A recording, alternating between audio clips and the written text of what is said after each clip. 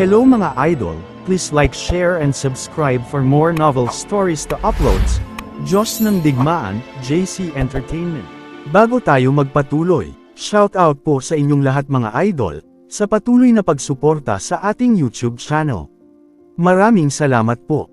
Kabanata 2221. Hindi maaaring magsalita ng matuwid si Heath para kay Frank tulad ng sinabi ni Theo dahil kinasusuklaman ni Heath si Frank. Tila nakakatawa ang lahat ng ito para kay Jack. Bukod pa riyan, naalala niya na hindi nagawang manatiling gising ni Heath matapos masugitan ng lalaking nakamaskara. Paano niya nagawang tumingin sa ibang bagay sa sandaling iyon? Kahit nasa isang labanan si Jack noong panahong iyon, binigyang pansin pa rin niya ang mga pagbabago sa paligid niya. Tila hindi totoo na nakita ni Heath ang lahat ng nangyari. Totoo ngang ang iba ay malalim na nakikibahagi sa kanilang mga labanan, ngunit nagawa ni Theo na ilarawan ng wasto ang kanilang labanan. Nangangahulugan ito na may naglarawan sa nangyari kay Theo, ngunit ang taong iyon ay hindi si Heath o si Edric. Biglang inangat ni Jack ang ulo niya para tingnan si Theo at ngumiti ng malamig. Binuka niya ang bibig at sinabing, "Hanga ako. Paano mo nagagawa to kung kapatid mo pala si Frank sa angkan mo na kapareho mo ng sekta?" Natigilan si Theo nang marinig ito at pati na rin ang mga tao sa kanilang paligid. Lahat sila ay nakatitig kay Jack na parang hindi makapaniwala. Sabi ni Griffin nang nakakunot ang noo. "Ganoon ka na ba kay Tikot at nababaliw ka na? Ano ba ang pinagsasabi mo?"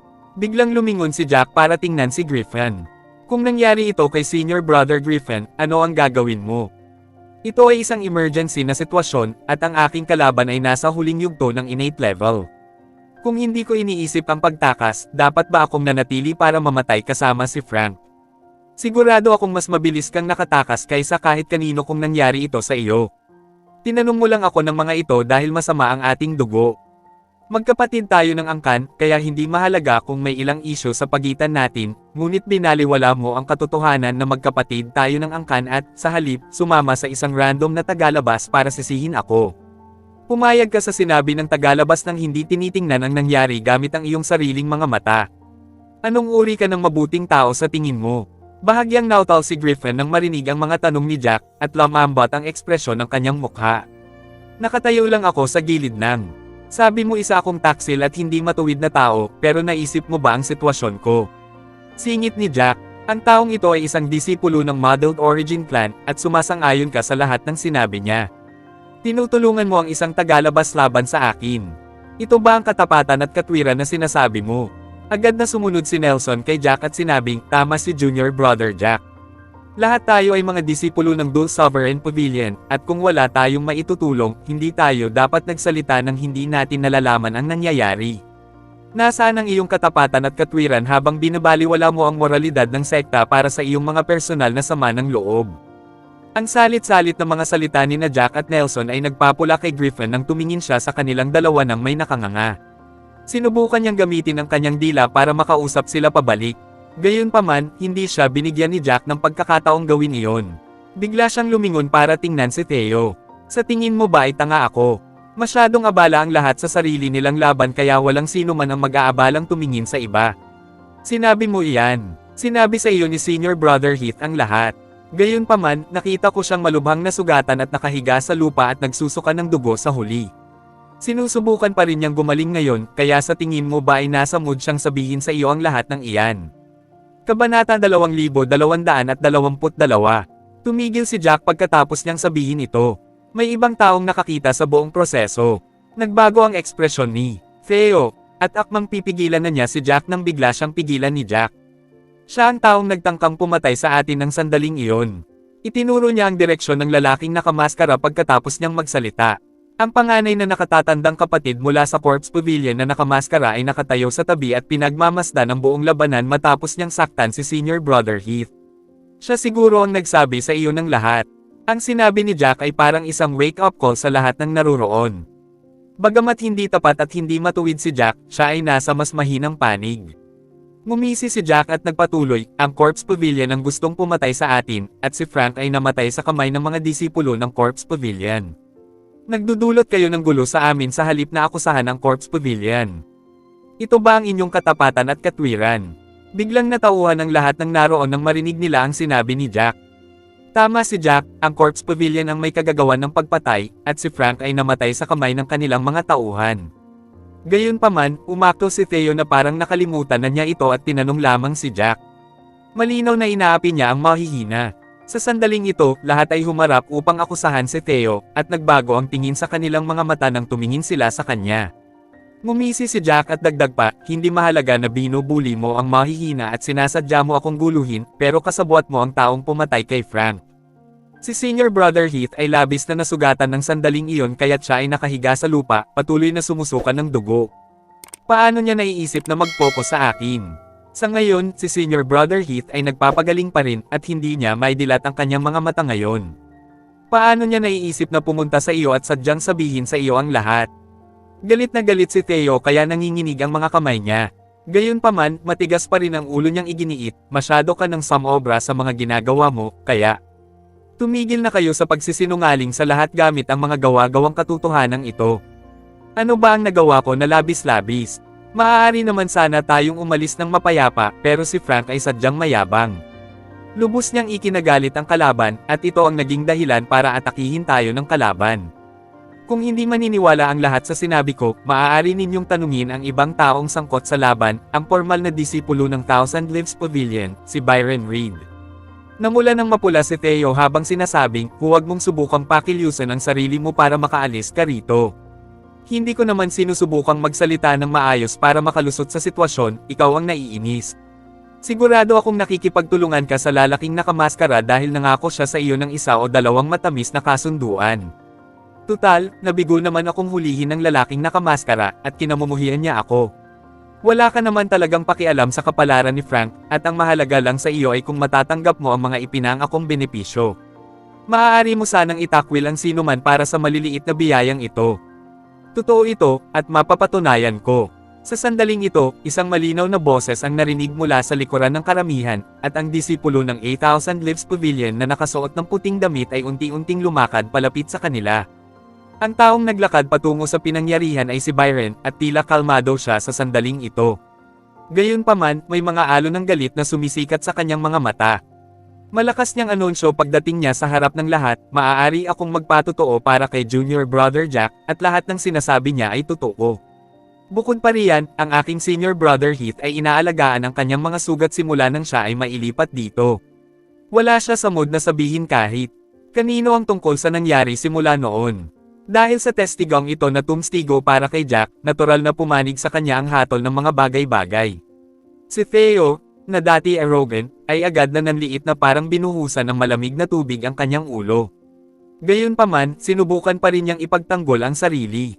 Kuya Byron, bakit ka kumakampi kay Jack? Siya ang pumatay sa nakababata kong kapatid. Kabanata 2223. Sinulyapan ni Byron si Theo nang may paghamak.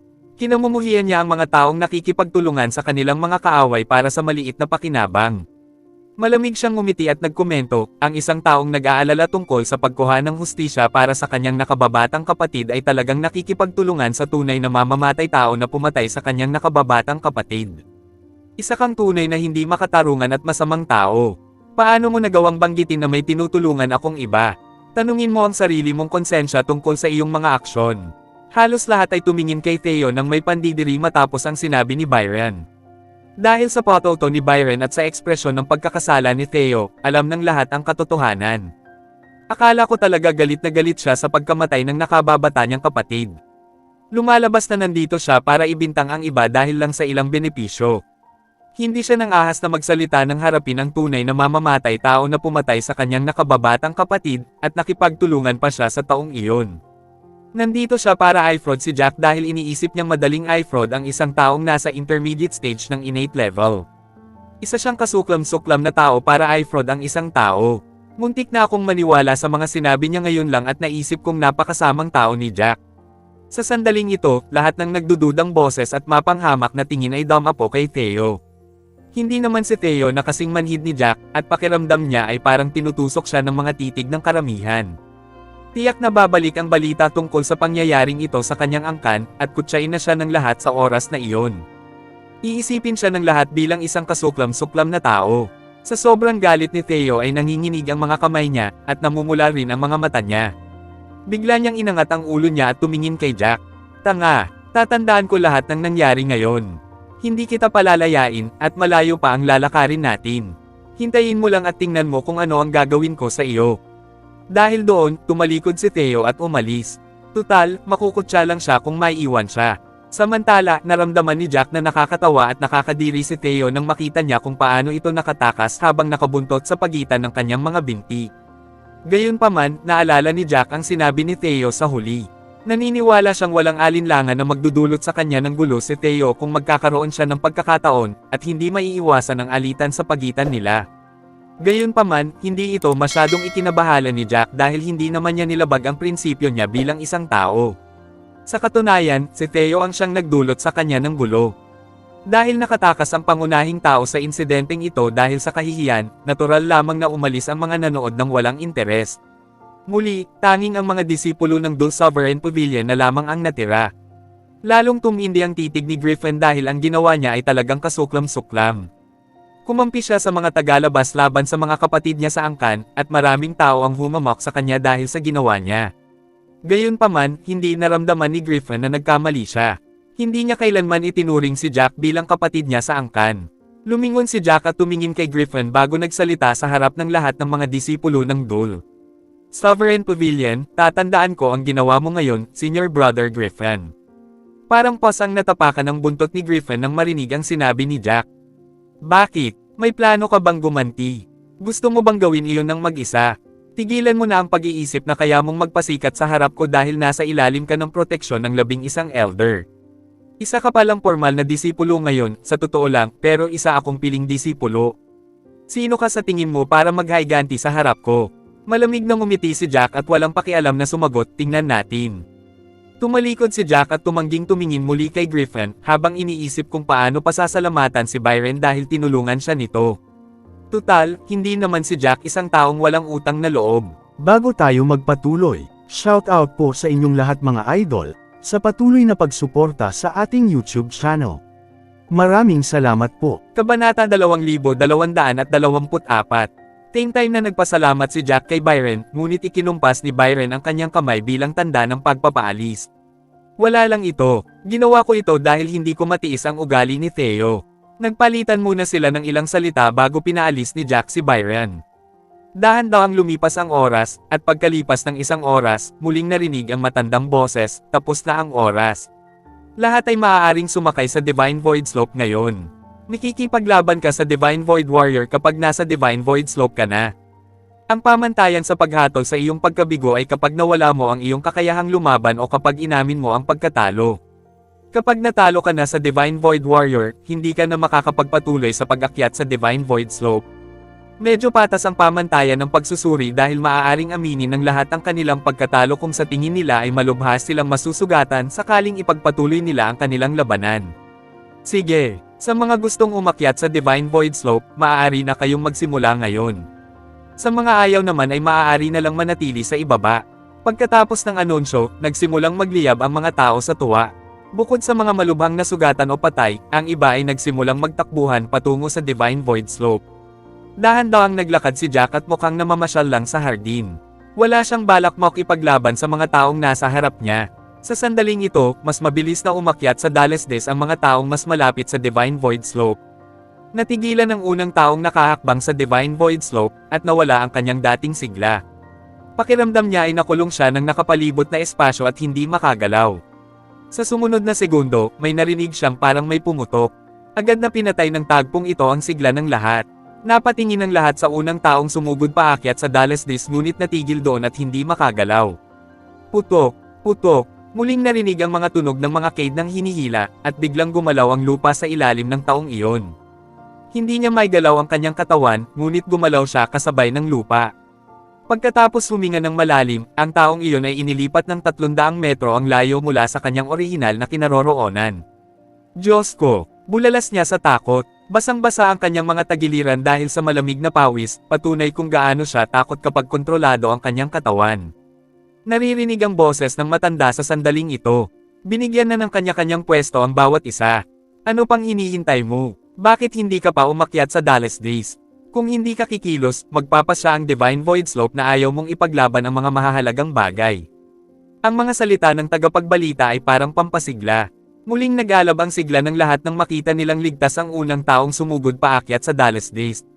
Parang mga bubuyog na lumilipad palabas ng kanilang mga pugad, lahat ay sumugod paakyat sa Divine Void Slope. Hindi siksikan ng Divine Void Slope, kahit mahigit 100 katao na ang umakyat sa Dallas Days. Agad na nakontrol ang katawan ng bawat taong nakaapak sa Dallas Days, at ang lupang kanilang tinapakan ay gumalaw ng naaayon. Sa simula, naging mausisa si Jack kung bakit ganoon ang paggana ng Divine Void Slope. Gayunpaman, agad na napagtanto ni Jack nang makita niyang mahigit 100 katao ang maayos na nakaayos. Kinontrol ng Divine Void Slope ang distansya sa pagitan nila at dinala silang lahat sa kani-kanilang mga lugar. Sa sandaling iyon, lahat ay nakatayo sa pinakamababang punto ng Divine Void Slope sa isang tuwid na linya. Dahan-dahang ginawa ni Jack ang lahat, ngunit hindi dahil gusto niyang gumawa ng isang engranding pagpasok. Sa halip, ayaw niyang gumugol ng oras kasama ang mga taong ito. Nakarating lang siya sa harap ng Divine Void Slope sa sandaling ito. Malapit na sana siyang humakbang papunta sa Divine Void Slope nang marinig niya ang isang malungkot na boses na nagsasabing, "Mas kawili-wili ka kaysa sa inaakala ko. Napakaswerte mo pa rin hanggang ngayon. Gayunpaman, dapat mong tandaan na hindi sa lahat ng pagkakataon ay darating ang swerte sa iyo. Binata, magdurusa ka sa aking mga kamay, maaga o huli." Kabanata 2225. Ang lalaking nakamaskara ay nakatayo 3 metro sa likuran ni Jack at matalim siyang tinitigan. Gayunpaman, walang pakialam na sumagot si Jack. Maraming tao ang gustong pumatay sa akin, ngunit kadalasan ay namamatay ang mga taong iyon. Ang yabang naman. Sigaw ng lalaking nakamaskara, parang may bumubuga sa dibdib niya. Hindi pinansin ni Jack ang sitwasyon sa likuran niya at humakbang papunta sa Divine Void Slope. Sa sandaling nakaapak ang dalawang paa niya sa lupa, naramdaman niya ang isang hindi nakikitang alon ng enerhiya na bumabalot sa buong katawan niya. Hindi siya makagalaw dahil ang enerhiya ay parang matigas na semento. Ilang segundo ang lumipas, mabilis siyang gumalaw at lumitaw sa hilagang bahagi ng Dallas Days. Matapos makagalaw ng malaya ang kanyang katawan, naramdaman pa rin ni Jack ang isang malabong puwersang humaharang sa paligid niya. Bagamat nakatayo siya sa parehong espasyo kasama ang lahat, nasa kanya-kanyang espasyo sila. Siyempre, hindi lang si Jack ang nakaramdam nito. Putok, putok, may narinig na tunog ng nabasag na bagay mula sa malayo, at nakita ni Jack ang isang disipulo mula sa Corpse Pavilion na itinaas ang kanyang mace at patuloy na iwinagayway ito sa espasyong nakapalibot sa kanya. Ang matinding banggaan ng tunay na enerhiya ay nagdulot ng mga alon ng tunay na enerhiya sa kanyang paligid. Gayunpaman, ang banggaan ay nasa loob ng isang saklaw. Dahil ang disipulo ng Corpse Pavilion ang sentro, ang mga aftershock ng enerhiya ay ramdam ang banggaan sa loob ng radius na ilang metro. Gayunpaman, wala ni isa sa kanila ang nakaramdam ng kahit ano nang makalabas na sila ng radius. Agad na sinundan ng mga ikinilos ng disipulo ang lahat ng nasa malapit. Ilang sandali pa, pareho ang naging conclusion ng lahat.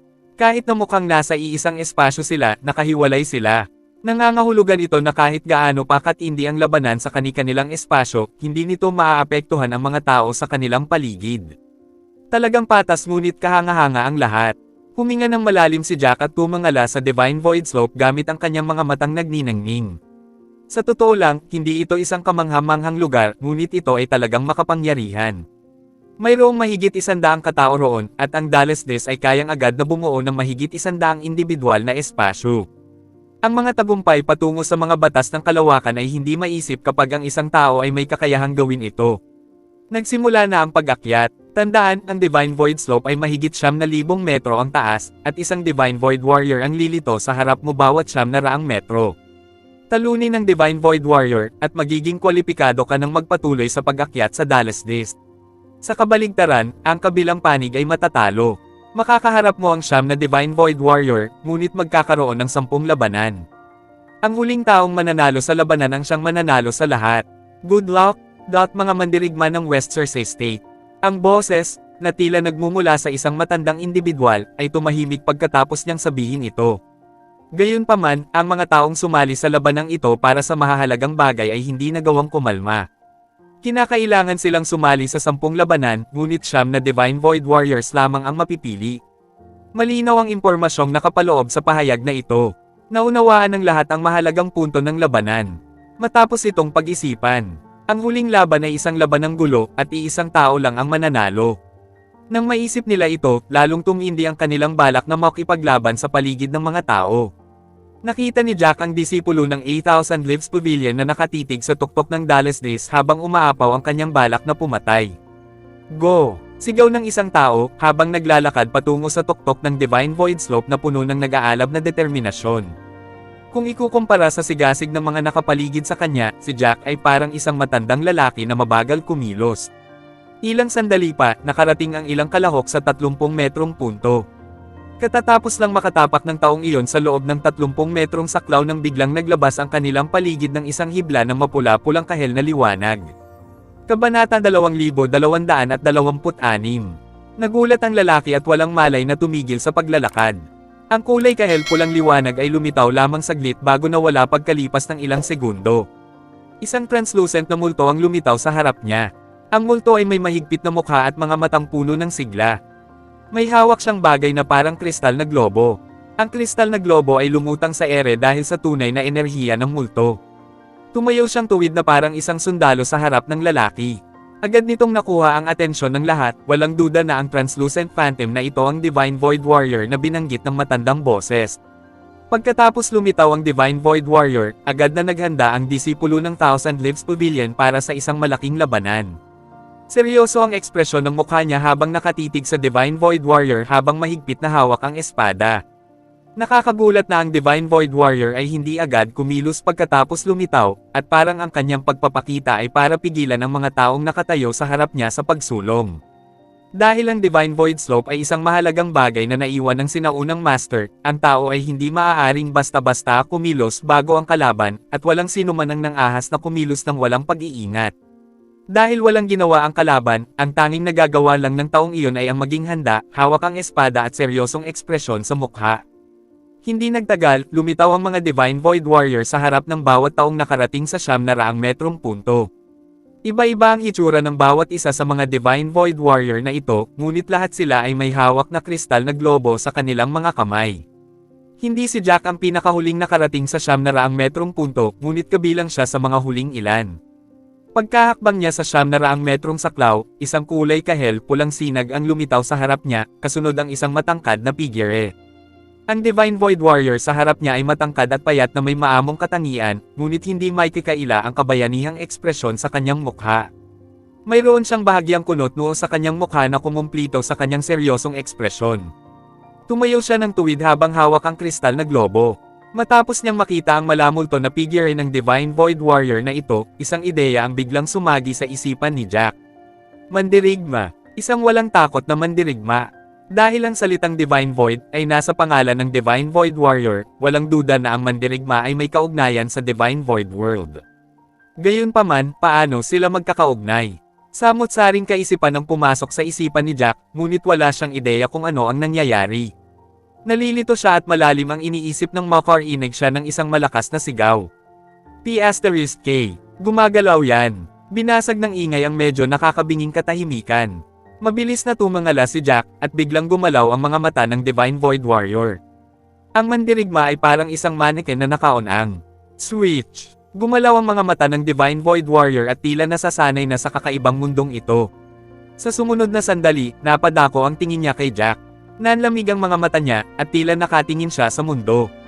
Pakiramdam ni Jack, isa siyang piraso ng lumulutang na damo sa paningin ng mandirigma, o, mas eksakto, isang basura. Tila walang emosyon ang mandirigma habang nakatuon ang mga mata kay Jack. Sa mas madaling salita, hindi naman siya walang emosyon, pero hindi niya talaga pinapansin si Jack na nakatayo sa harap niya. Parang hindi sulit ang husay ni Jack sa pakikipaglaban. Tumikim si Jack at kinurot ang ilong. Sinuri niya ang husay sa pakikipaglaban ng Divine Void Warrior at, totoo nga, napansin niyang nasa unang yugto pa lang ito ng innate level. Tama ang kanyang pag-alam, kaya bakit siya tiningnan ng isang Divine Void Warrior na nasa unang yugto pa lang ng innate level. Tiningnan siya ng mandirigma ng may paghamak na parang basura lang siya. Nako, para saan yang tingin niya sa mga mata niya? Hindi pa ako minamaliit ng kahit sinong tao sa unang yugto ng innate level. Isang malungkot na sigaw ang narinig mula sa malayo. Lumingon si Jack para tingnan at napansin niyang maraming tao sa paligid niya ang nakatingin sa Divine Void Warrior sa harap nila ng may malungkot na mga mukha. Bawat Divine Void Warrior ay nakatitig sa mga humahamon sa harap nila ng may paghamak at kamangmangan. Bago tayo magpatuloy, Shoutout po sa inyong lahat mga idol, sa patuloy na pagsuporta sa ating YouTube channel. Maraming salamat po. Kabanata 2227. Ang mga disipulong ito ay mga taong may pribilehiyo sa kanilang mga sekta at ginugol ang kanilang mga buhay sa pagbuhos ng mga papuri. Hindi pa sila nakaranas ng ganitong paghamak at ang tingin sa mga mata ng Divine Void Warriors ay labis na nakapanlulungo para sa kanila. Mukha ba kaming basura? Bakit ninyo kami tinitingnan ng ganyan? Nasa unang antas pa lang kayo ng likas na antas. Reklamo ng ilan sa kanila. Nawala ang ilan sa kanilang mga pag-aalala dahil wala na silang dapat ikatakot ng ang kabilang panig ay may parehong husay sa pakikipaglaban tulad nila. Hindi sumagot ang mga Divine Void Warriors na nakatayo sa harap ng mga disipulong ito. Pareho ang tingin ng mandirigma sa kanyang mga mata at nagkaroon ng katahimikan na parang walang narinig ang mandirigma. Pinag-cross ni Jack ang kanyang mga braso sa kanyang dibdib at pinagmasdan ang mga nangyayari sa paligid niya ng may malaking interes. Hindi nakapagsalita ang iba sa kanyang mga kilos. Habang siya ay nakalubog sa kanyang sariling pagmamasid, bigla siyang nakaramdam ng kung anong gumagalaw sa paligid niya. Biglang itinaas ng Divine Void Warrior na nakatayo sa tapat niya ang kristal na globo sa kanyang mga kamay. Isang maliwanag na may 7 kulay ang agad na bumalot sa kanyang paligid. Bago pa man mapagtanto ni Jack ang nangyari, natagpuan niya ang sarili sa isang malawak na parang. Huminga siya ng malalim, napagtanto niyang siya lang ang naroon sa kabila ng bakanting damuhan. Bakit siya nandito? Saan ba ang lugar na ito? Siya ay nalilito. Nasaan siya kanina lang? Biglang hindi matindaan ni Jack kung nasaan siya dati. Parang napunta na siya sa malawak na parang na ito simula pa lang pero hindi niya alam kung paano siya napunta rito at kung bakit. Jack, sinabi ko na sa iyo na maghihiganti ako at sa wakas ay makukuha ko na ito ngayon. Ngumiti si Theo nang walang katiyakan habang nakatitig kay Jack. 1 metro lang ang layo niya kay Jack, natatawa sa tuwa. Pakiramdam niya ay malapit na niyang makamit ang lahat ng kanyang mga layunin sa buhay na malapit na niyang masiyahan sa kanyang buhay. Kumunat ang noo ni Jack at walang malay na umatras. Dahil nag-practice siya ng Destroying the Void, walang malay niyang napanatili ang distansya sa pagitan niya at ng kanyang mga kalaban. Ang pagsira sa Void ay isang long-distance martial skill, at ang mga malalapit na laban ay hindi kapakipakinabang para sa kanya. Gayunpaman, napansin niyang tila napako ang kanyang paniniga sa kinatatayuan niya ng akmang Atres na sana siya. Anong kailangan mo? Nakangising tanong ni Jack. Hahaha, ano sa tingin mo ang plano kong gawin? Siniraan mo ako sa harap ng lahat at paparusahan ako ng sekta ko pagbalik ko. Nakalimutan mo na ba iyon? Pahihirapan kita ng husto na gugustuhin mong mamatay ka na lang. Jack, isang madilim na boses ang narinig mula sa kaliwang bahagi ni Jack. Lumingon siya para lamang matuklasan na ang lalaking nakamaskara ay nasa kaliwang bahagi na niya. Matinding nakatingin ang lalaki kay Jack na parang kayang-kaya nitong hiwain si Jack. Huminga ng malalim si Jack. Gaano man katatag ang kanyang mentalidad, hindi niya talaga mapakalma ang sarili. Habang siya ay nayayanig, isa pang boses ang lumitaw sa kanyang kanang bahagi. Sino ang mag-aakala na haantong ka sa ganito ngayon, Junior Brother Jack? Ano ang pakiramdam? Masakit ba? Masakit ba? Malapit nang matanggal ang balat mo. Hindi ito kayang tiisin ng isang normal na tao. Ha ha ha ha. Ang boses ni Griffin ay parang isang namamalayang langaw na walang humpay na umuungol sa tainga ni Jack. Kabanata 2228. 3 kaaway ang nakapalibot kay Jack, ang kanilang mga titig ay nag-aalab sa sama ng loob ngunit masaya pa rin sa ideyang pagpira-pirasuhin si Jack. May masamang kutob si Jack sa kanilang 3 lalaki, at alam niyang kaya nilang hiwain ang bawat piraso ng karne niya gamit ang kanilang mga punyal. Naguguluhan si Jack sa sandaling iyon. Alam niyang nasa matinding panganib siya, na pahihirapan siya ng mga kaaway hanggang sa mamatay. Gusto niyang kumawala, ngunit parang binalutan ng semento ang kanyang katawan, at hindi siya makagalaw. Isang malamig na hangin ang dumampi sa kanyang mga tagiliran, at biglang bumilis ang tibok ng kanyang puso. Agad siyang lumingon at nakita ang lalaking nakamaskara na may hawak na punyal habang papalapit kay Jack. Ang natitirang 2 tao ay kumikilos din. Lahat silang 3 ay may hawak na matalas na sandata, at alam niya kung ano ang kanilang gagawin. Tunay nga, nangyayari na ang pinakakinatatakutan niya. Biglang may pumasok na ideya sa isip ni Jack. Kasabay nito, tila bigla na lang natauhan si Jack, at nanigas ang kanyang ekspresyon. Hindi, bakit mangyayari sa kanya ang bagay na pinakakinatatakutan niya? Ilang segundo pa lang ang nakalipas ng inakala niyang paghihiwain siya hanggang sa buto ng 3 lalaki, at bigla silang lumapit sa kanya ng may ganoong intensyon. Bawat isa sa kanila ay may hawak ding matalas na sandata. Ang ganitong pagkakataon ay nangangahulugan na hindi ito nagkataon lamang. Bukod pa rito, bakit siya narito? Tila bigla na lang siyang napadpad sa malawak na parang na ito. Ganun ba siya kapabaya para mapunta sa isang patibong?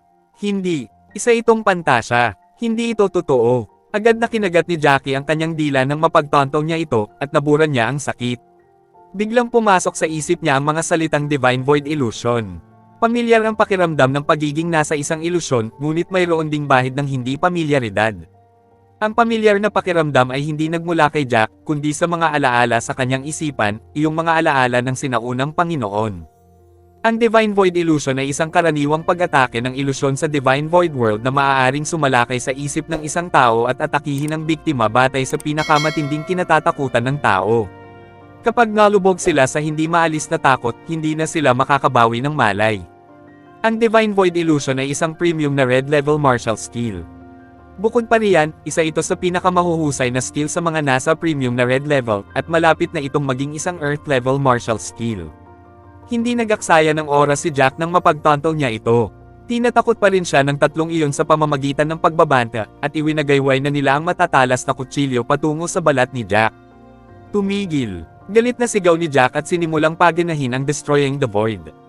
Lahat ng 15 soul sword ay nabuo at parang matatalas na espada na sabay-sabay na pinalipad. Ang mga espada ay naglakbay sa katawan ni Jack at binasag ang lahat ng mga maling akala sa kanyang kamalayan.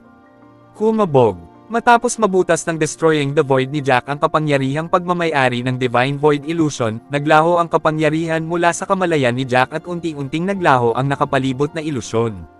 Natunaw ang malawak na kapatagan sa harap ng kanyang mga mata, at ang tatlong kalaban ay naglaho na parang lumilipad na abo.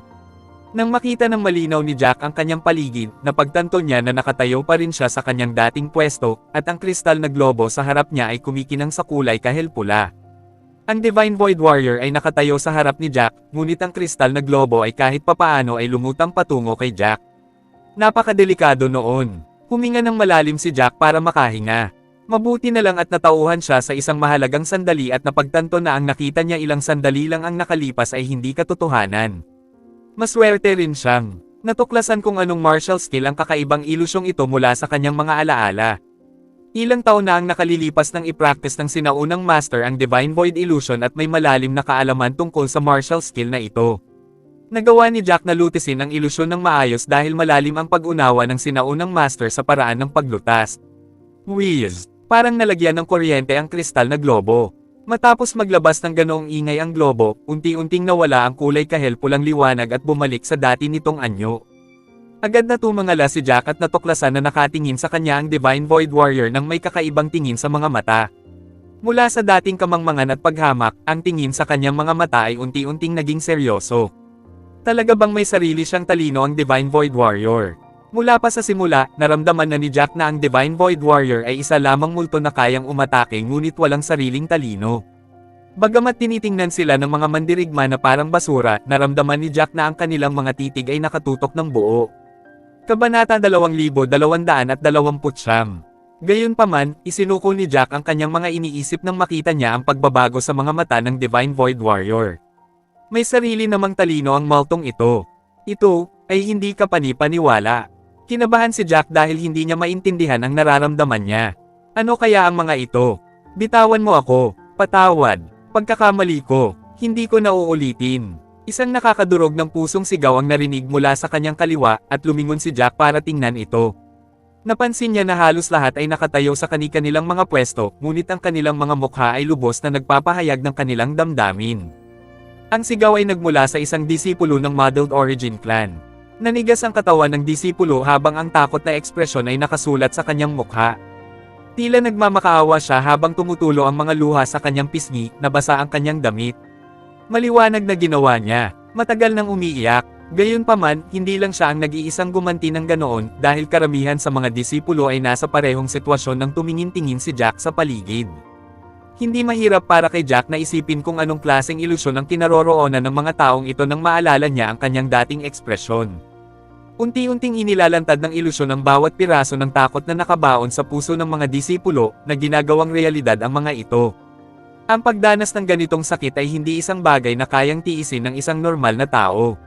Youth. Namula ang mukha ng disipulo bago ito biglang samuka ng dugo.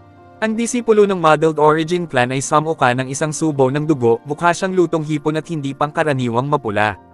Ilang sandali pa, siya, dahil hindi niya mapigilan ang sarili, ay bumagsak sa lupa ng may malakas na kalabog.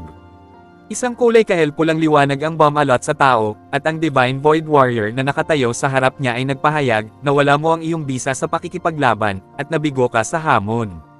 Papayagan kitang gamutin ang iyong mga sugat dito, ngunit hindi ka nalalayo pa rito. Kapag lumitaw ang mananalo, lahat ay ililipat palabas ng Divine Void Slope.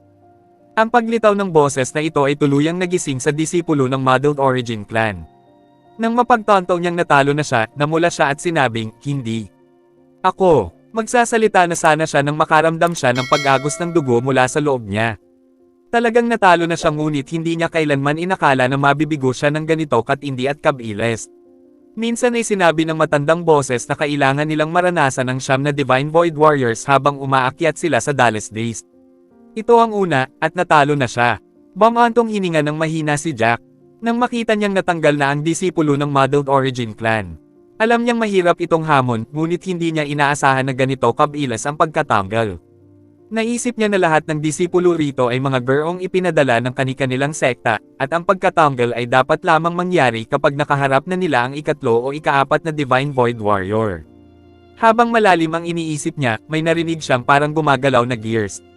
Maingat siyang tumangala at ang Divine Void Warrior na nakaharang sa kanyang daan ay nawala na nang wala ang kanyang paunawa. Ibig sabihin ba nito ay pinayagan siyang dumaan?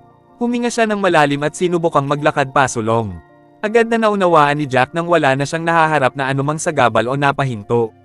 Hindi na siya nag-aksaya ng oras habang sumusulong siya. Umalangaw-ngaw sa paligid niya ang mga ungol at iyak ng sakit, ngunit hindi nito naapektuhan ang mentalidad ni Jack dahil ang iniisip lamang niya ay ang magpatuloy. Ang disipulo ng Modeled Origin Clan na siyang unang natanggal ay tinanggap na ang kanyang kapalaran at pinagmamasdan ang kanyang paligid habang inaalagaan ang kanyang mga sugat. Nang makita niya ang isang figure na unti-unting umaakyat sa Dallas Days, halos lumuwa ang kanyang mga mata mula sa kanyang mga butas nang bigla siyang magsabi, nakapasa na ba siya sa unang pagsusulit. Nagawa niyang makatakas sa ilusyon ng mag-isa. Nalubog sa kanilang mga ilusyon bukod kay Jack at sa kanyang sarili. Sino ito? Nakasuot siya ng kasuotan ng disipulo ng Dul Sovereign Pavilion, pero bakit hindi ko siya nakita kanina? Hindi, nakita ko siya ngayon lang. Hindi ba't si Jack ito, yung taong nakipag-away kay senior brother Theo kanina lang? Maraming salamat sa lahat mga idol na sumusubaybay sa ating channel. Please subscribe to our YouTube and Facebook channel, JC Entertainment. Maraming salamat po. Kabanata 2230. Nagdulot ng malaking kaguluhan sina Jack at Theo ng mga panahong iyon, at ang mga disipulo ng Modeled Origin Clan ay hindi nang ahas na sumunod kay Theo para manggulo sa Dul Sovereign Pavilion. Ang mga hindi tumawid ay nakatuon din ang lahat ng kanilang atensyon sa panig na iyon. Kaya naman, labis na nagulat ang disipulong ito nang mapagtanto niya kung sino ang taong iyon. Ang lalaking ito ang unang nakalusot sa ilusyon. Swerte ba siya, o talagang may kakayahan siya? Madilim ang ekspresyon ng mukha ng disipulo ng Modeled Origin Clan. Mas mataas siya ng isang realm kaysa kay Jack at nasa huling yugto na ng innate level. Lahat sila ay nagbigay pansin sa kaguluhan noong ginugulo ni Theo si Jack. Dahil ang lalaking ito ay nasa intermediate stage pa lamang ng innate level, hindi nila ito masyadong binigyang pansin. Nabalitaan nila na siya ay isa lamang matandang disipulo at hindi man lang isang piniling disipulo. Hindi matanggap ng disipulo ng Modeled Origin Clan ang katotohanan na ang isang taong minamaliit niya ay mas malakas kaysa sa kanya. Wala man lang siya sa mood na gamutin ang kanyang mga sugat. Malakas na sigaw ng lalaking nakamaskara, at unti-unting bumalik ang kanyang kamalayan. Huminga siya ng malalim, matapos makawala sa ilusyon. Pumutok. Ang Divine Void Warrior na nakatayo sa harap niya ay nawala matapos mapunta sa isang medyo transparent na sitwasyon. Dahil walang nakaharang sa kanya, nangangahulugan ito na ang lalaking nakamaskara ay kwalipikado ng sumulong. Hindi niya maiwasang maghinagpis, napakalaking ilusyon. Nabihag din ako nito, pero hindi ito nagtagal. Bukod pa riyan, naramdaman ng lalaking nakamaskara na ang isang malaking dahilan kung bakit siya nakulong dito ay dahil sa pagbaba ng kanyang husay sa pakikipaglaban. Naramdaman din niya na ang Divine Void Slope ay may isang antas ng pagsupil sa kanya. Kung mayroon lamang siyang buong enerhiya, ang isang ilusyon na ganoon kataas ay hindi siya mabibitag. Malamig siyang tumawa sa naisip. Lumingon siya sa paligid at natuklasan na ang lahat, maliban sa kanya, ay nababalot pa rin ng kani-kanilang mga ilusyon. Lahat sila ay nakakunot ang noo at mukhang labis na nahihirapan. Siya ang unang nakawala. Siyempre, may ilan sa mga walang kwentang ito, ngunit hindi nila karapat-dapat ang mga mahahalagang bagay sa Divine Void Slope. Sila ang handa para sa kanya, hindi ang mga paylay na disipulong ito na hindi man lang kayang lumaban. Hindi sinasadya, nasulyapan niya ang disipulo ng modeled origin plan na napapalibutan ng kulay kahel pulang liwanag. Gayunpaman, ang taong ito ay may kakaibang ekspresyon sa kanyang mukha at malinaw na tingin sa kanyang mga mata. Hindi siya nakulong sa ilusyon, ngunit ang Divine Void Warrior na humaharang sa harap niya ay hindi pa nawawala.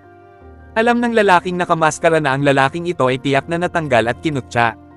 Isa lamang siyang disipulo mula sa isang sekta sa ikatlong baitang, at normal lamang na siya ay matanggal sa sandaling tumapak siya sa Dallas Disc. Gayunpaman, ang lalaking ito ay may medyo kakaibang ekspresyon sa kanyang mukha. Bakit siya nakatingin sa Divine Void Slope nang may takot, ngunit nagseselos na ekspresyon sa kanyang mukha? Habang sinusundan niya ang linya ng tingin ng disipulo ng modeled origin plan, nakita niya ang isang pamilyar na figure na nakarating na sa 18 metrong distansya. Tumayo siya ng tuwid, at muling lumitaw sa harap niya ang Divine Void Warrior. Naunawaan na ng lalaking nakamaskara ang mga patakaran ng Divine Void Slope. Ang Divine Void Warriors ay i-activate lamang kapag ang lahat ay nasa kanilang itinalagang lugar, at ang susunod na yugto ng eliminasyon ay magsisimula pa lamang. Jack, hindi niya namamalayang tinawag niya ang pangalang ito na nagpasakit sa kanyang ulo. Bukod sa pagkagulat, may bahid ng hindi makapaniwala sa kanyang boses. Naunahan pa ba siya ni Jack na malampasan ang hamon? Kakagising lang niya mula sa ilusyon, pero ang lalaking ito ay nakarating na sa 18 metrong distansya at naghihintay na sa susunod na round ng elimination. Agad na dumilim ang ekspresyon ng lalaking nakamaskara habang nakatitig sa figure ni Jack, hindi makapaniwala sa nakita. Bakit? Paano naging mas mabilis ang lalaking iyon kaysa sa kanya? Nakarating na siya sa Spring Solidifying Realm, at hindi sana niya iinom ng gamot para pigilan ang kanyang husay sa pakikipaglaban kung hindi niya kailangang pumunta sa lugar na ito. Gayunpaman, ang mga teknik sa martial art, kasanayan sa pakikipaglaban, at karanasan sa pakikipaglaban na taglay niya ay hindi mababawasan kahit gaano pa niya pigilan ang kanyang husay sa pakikipaglaban. Lubos siyang may kumpiyansa na pupunta sa lihim na lugar para sa mga mapagkukunan, at hindi niya kailanman pinansin ang mga kabataang ito. Imposible. Paano nangyari ito? Bakit? Ungol niya habang nagngangalit ang mga ngipin. Subscribe and hit the notification bell for more novel stories. JC Entertainment.